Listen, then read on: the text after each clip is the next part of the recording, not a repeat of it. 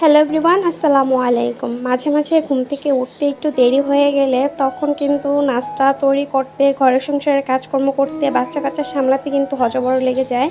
আমার ব্যাপারটা কিন্তু আজকে ঠিক তাই হয়েছে। ঘুম থেকে উঠে দেখি পুরো আকাশটা ঝকঝকা চকচকা একদম রোদোজ্জ্বল হয়ে গেছে, মানে অনেক লেট হয়ে গেছে ঘুম থেকে উঠতে। হাজবেন্ড ঘুম থেকে ওঠার পর রেডি হতে হতে 15 কি 20 মিনিট সময় আমার হাতে আছে। এই 15-20 মিনিটের মধ্যে আমি কি নাস্তা তৈরি করব বা কি নাস্তা তৈরি করে আজকে ওকে দিলাম সেই ভিডিওটাই শেয়ার করতেছি। আজকে নাস্তাটা তৈরি করার জন্য আমার জাস্ট 10 মিনিট সময় লাগছে, এর থেকে আর 1টা মিনিটও বেশি লাগে নাই। তো ও 15 মিনিটের মধ্যে কিন্তু নাস্তার টেবিলে চলে আসছে, আর এই 15 মিনিটের মধ্যেই আমার সব কিছু গোছানো শেষ।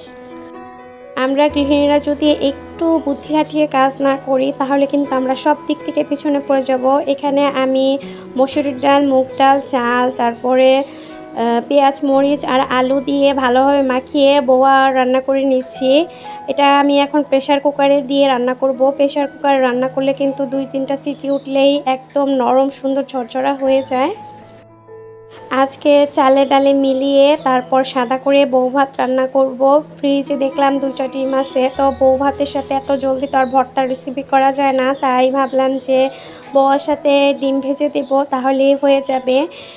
আমার হাজব্যান্ড বেশিরভাগ টাইমেই দুপুরে আসে না, মানে দুপুরে লাঞ্চ করতে বাসায় আসে না। তো ওকে আমি চেষ্টা করি যে সকালে একটু ভারী হেভি নাস্তাটা দেওয়ার জন্য, তাই বেশিরভাগ সময়ই কিন্তু আমার ঘরে সকালের নাস্তায় ভাত, ভর্তা, ডাল, খিচুড়ি, বোয়া এগুলোই থাকে। রুটির আইটেমটা আমি খুব কমই রাখি, দেখা যাচ্ছে সপ্তাহে 1 দিন কি 2 দিন আমি রুটি তৈরি করি। এছাড়া বেশিরভাগ সময় কিন্তু ভাত, ভর্তা, ডাল, তারপরে খিচুড়ি, বোয়া এগুলো রান্না করি। এখানে আমি প্রেসার কুকারে কিন্তু বউ ভাতটা বসিয়ে দিচ্ছি, আর এখান থেকে আমি ডিম ভাজার জন্য পেঁয়াজ মরিচ কেটে তারপর সুন্দরভাবে মাখিয়ে রেখে দিচ্ছি। যখন খাবে নগদ গরম গরম ভেজে দেব। একলা সংসারে বেশিরভাগ সকাল টাইমটা আমাদের গৃহিণীদের কিন্তু একেবারে হযবড় লেগে যায়, মানে হাজবেন্ড চলে যাবে, বাচ্চা কাচ্চাদের রেডি করা, ওদেরকে ফ্রেশ করা, ওদেরকে নাস্তা দেওয়া, সব মিলিয়ে পুরো একদম জীবনটা তেজপাতা হয়ে যায় সকালের এই টাইমটায়। এই যে আমার প্রেসার কুকারে কিন্তু সিটি উঠে গেছে, 3টা সিটি দিয়ে নেব।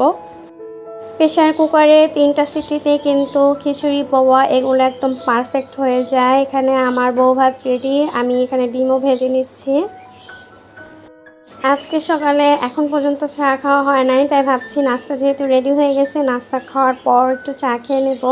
তো হাজব্যান্ডকে বিদায় দেওয়ার আগ পর্যন্ত কিন্তু আমি রিল্যাক্সভাবে বসতে পারি না। ও যখন চলে যায় ওকে নাস্তা খেয়ে বিদায় করে দেই, তারপরে কিন্তু একটু রিল্যাক্স হই। দেখা যাচ্ছে ঘর-দর সব কিছু ক্লিন করে তারপর 1 কাপ চা নিয়ে একটু বসতে পারি শান্তিভাবে।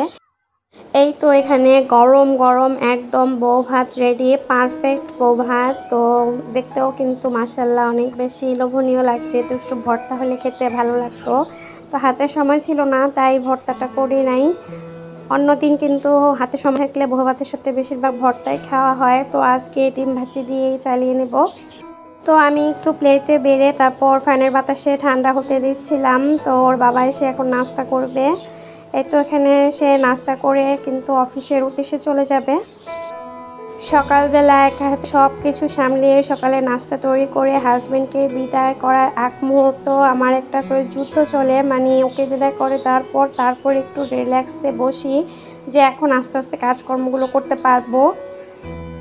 এই তো নাস্তা খাওয়ার পর ও কিন্তু চলে যাচ্ছে অফিসের উদ্দেশ্যে। এখানে মেয়ে উঠে গেছে, মেয়েকে ফ্রেশ করে তারপর একটা ইনস্ট্যান্ট নুডলস তৈরি করে দিলাম, এখন আমার মেয়ে খেয়ে নেবে। তো আজকের ব্লগটা এই পর্যন্তই। আল্লাহ হাফেজ, আসসালামু আলাইকুম।